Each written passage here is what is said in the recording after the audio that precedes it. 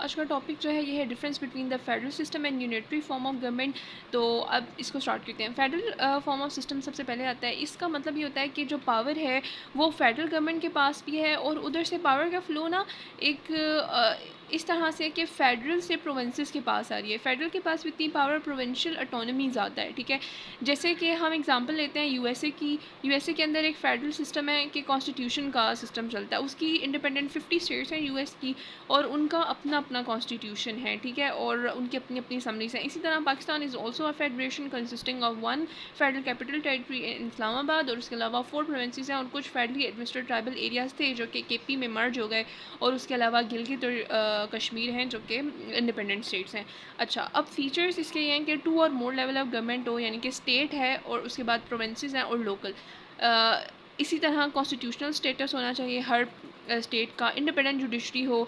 अब जैसे हमारा सिस्टम है तो प्रोविंसेस की हाई कोर्ट्स हैं। पंजाब की है, लाहौर हाई कोर्ट है, या फिर केपी में है, इस्लामाबाद की है। उसके बाद एक सुप्रीम कोर्ट है जो कि इन सबको रूल कर रही है। तो हमारा फेडरल सिस्टम है। इसी तरह फाइनेंशियल ऑटोनॉमी होनी चाहिए कि अब जैसे जब बजट बनता है तो एक मेन फेडरल से बजट मिल जाता है प्रोविंसेस को, और उनकी क्योंकि इंडिपेंडेंट सिस्टम है, ऑटोनॉमी है प्रोविंसेस के पास, तो उनकी असम्बलीज़ हैं। Provincial assembly Punjab provincial assembly है, केपी की है, सिंध के, बलूचिस्तान की है। वो क्या करते हैं, उस बजट पे बहस होती है, वो अपना अपना जो उनको एक बजट दे दिया जाता है उसके अंदर रह के अपना एनुअल बजट या फिजिकल ईयर का जो बजट होता है वो बनाते हैं। ठीक है, और डिस्ट्रीब्यूशन ऑफ पावर भी होती है, और हर एक प्रोविंस की अपनी अपनी पॉलिस है जो कि फ़ेडरल से पावर ज़रूर ले रहे हैं लेकिन ऑटोनमस हैं। ठीक है, अब पाकिस्तान एक फ़ेडरल गवर्नमेंट है जिसके अंदर right, power and duties of the central provinces होती हैं। प्रोविंशियल गवर्नमेंट जो है उसके पास राइट ये होता है कि वो अपना जो लॉ है वो बना सकें इन केस ऑफ कन्फ्लिक्ट। अब अगर फेडरल और प्रोविंशियल गवर्नमेंट के अंदर कन्फ्लिक्ट आ जाता है तो उसको रिजॉल्व करती है supreme court. History of constitution and government before 1973 हमारे पास कोई भी फेडरल फॉर्म ऑफ गवर्नमेंट नहीं था। ये 1973 के कॉन्स्टिट्यूशन के अंदर पाकिस्तान को एक federal form of government state किया, for the first time federalism हुआ, और उसके अलावा जो पार्लियामेंट्री सिस्टम ऑफ गवर्नमेंट है वो इंट्रोड्यूस हुआ था। 18th अमेंडमेंट जो कि 19 अप्रैल 2010 में साइन हुई थी बाय प्रेसिडेंट आसिफ जरदारी, उसमें टोटल 102 अमेंडमेंट्स थी, और 18 अमेंडमेंट बहुत ज़्यादा इम्पॉर्टेंट है क्योंकि इसके अंदर प्रोविंशियल ऑटोनॉमी हुई। ये सारी जो आज प्रोविंसेस को पावर है वो 18th अमेंडमेंट में ही उनको मिली थी। फिर unitary system of government, federal system of government का ऑपोजिट है यूनिटरी सिस्टम ऑफ गवर्नमेंट। इसके ऊपर एक क्वेश्चन आ चुका है कि यूनिटरी और फेडरल फॉर्म ऑफ गवर्नमेंट को डिफ्रेंशिएट करना है इन केसेस 2020। अब यूनिटरी सिस्टम ऑफ गवर्नमेंट में ये होता है कि सारी की सारी पावर जो है ना वो सेंटर के पास होती है। इसकी एग्जांपल में हमारे पास जो है यूके है, उसकी स्टेट्स हैं, नॉर्दर्न आयरलैंड है, वेल्स है, स्कॉटलैंड है। लेकिन वो ये स्टेट्स हैं, लेकिन ये तीनों स्टेट्स इसकी अपना लॉ नहीं बना सकती हैं।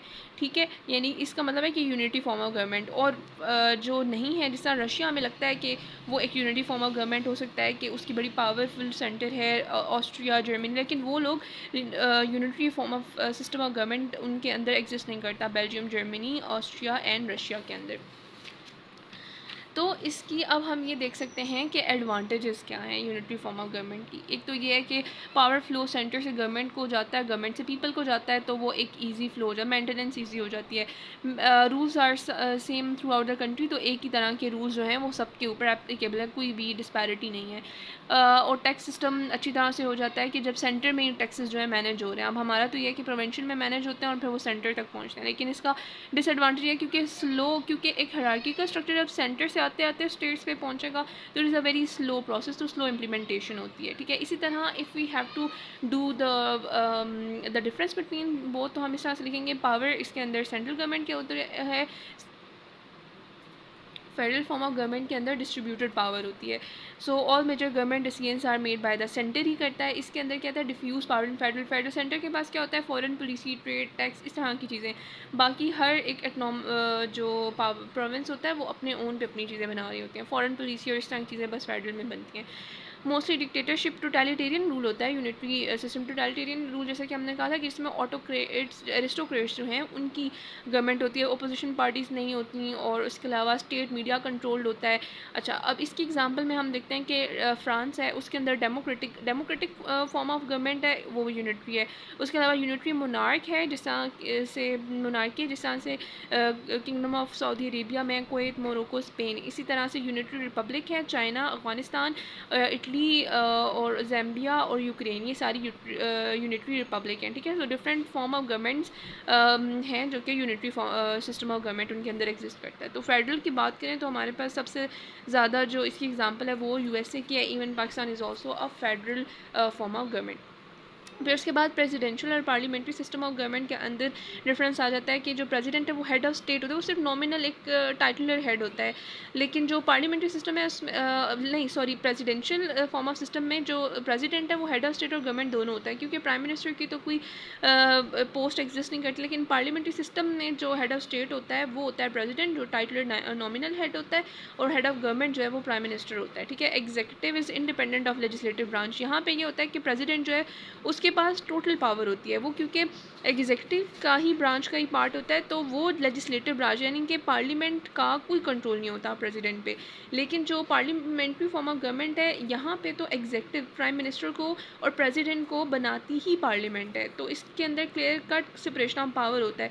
इसके अंदर आप इम्पीचमेंट होती है प्राइम मिनिस्टर की। ठीक है, इलीगल कैबिनेट। अब प्रेसिडेंशियल सिस्टम में ये होता है कि कोई डिफाइंड कैबिनेट नहीं होती, प्रेसिडेंट सिर्फ अपने गिने चुने लोगों को जिनको वो अपनी पार्लियामेंट में रखना चाहता है रख लेता है, तो एक इलीगल कैबिनेट हम कह सकते हैं। लेकिन पार्लियामेंट्री सिस्टम में कैबिनेट इज़ मस्ट, मिनिस्ट्रीज़ होती हैं तो वो बनाई जाती हैं।